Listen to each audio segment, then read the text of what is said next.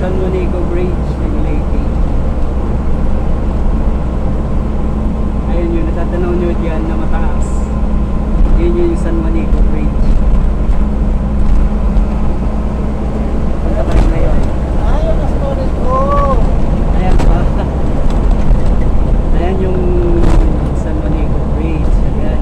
Mababaw lang po tawag, mababaw ng dagat o. Oh, mababaw yung dagat dyan. Hindi gaanong malalim. Oo. Ang daming naliligo. Ayun, no, namumulot ng mga tilapia. O, tilapia. Oo, nawawag ng bangus. Ng tulya. Nangunguha ng tulya. Tao. Ako. Ayan, tulya yata. Ayun. Makita mo mga isda. Ano? San Monico Bridge.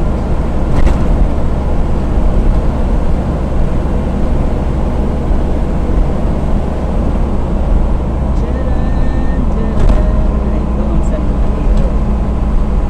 Alam nyo guys, dito tumalon si Dante Barona noong may ginawa silang pelikula dito sa Leyte. Tumalon siya dito sa hari ng stuntman.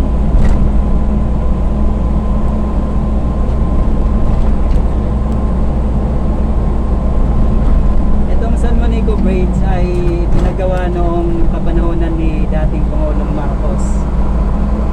Ano siya, yung parang regalo siya kay Madam Imelda Marcos. Kinokonekta nito yung dalawang probinsya, Leyte at Samar. Kahit nandun kami sa kabila nitong dulo na ng San Monico, nasa Samar na kami. Kasi itong San Monico Bridge, ito yung boundary ng Leyte at Samar.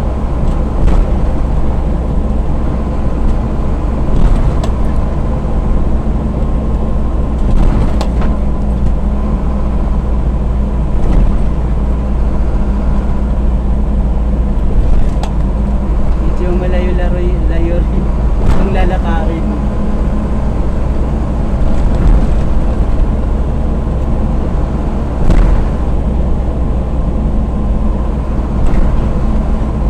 Malapit na kami sa Samar. Kasi pagkatawid namin dito sa Monico, Samar lang. Samar Island.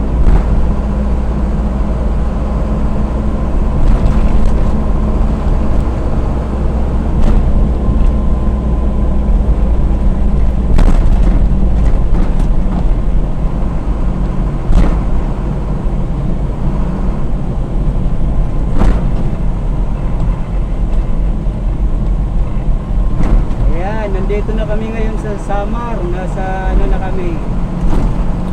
Nasa Santa Rita, Samar. So, ayun, yung kabilang daanan is papuntang sa Basay, Samar. Dito naman diretso hanggang Katbalogan. Pero marami pa kaming bayan na dadaanan bago magkatbalogan.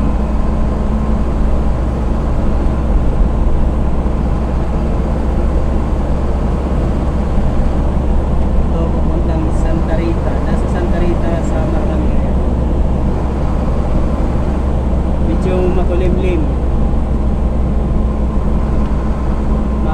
Ano yung panahon ngayon? Malamig. Nasa winter. Sa winter.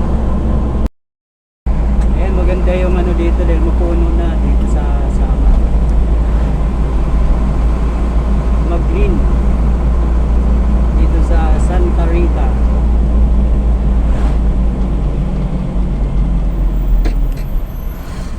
Santa Rita, Samar. Ayan, matraffic pa. Diretso mo kasi! Ayaw nga. Ginawang laruan. Change.